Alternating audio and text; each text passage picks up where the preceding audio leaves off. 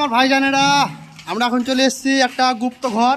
যে ঘরটা মাল খালি করতে, এখানে একটা মেশিন বসবে, মিক্সচার মেশিন, ইট কাটা হবে। দাঁড়া তোমার দেখাচ্ছে কি কি মাল আছে দেখাও, কেউ পালাবে না তোমাদেরকে। এই যে আমার ভাইজানেরা মাল খালি হচ্ছে। ওই সেদিনকে ডান্স করলাম না, ওই যে ওই লোকেশনটা ভিডিও হচ্ছে। এটাও কে বড়দারা কি হচ্ছে এগুলো? আর মিঠুন দা কি বলছে? ওই তো উপরে টুপি টুপি খলনায়ক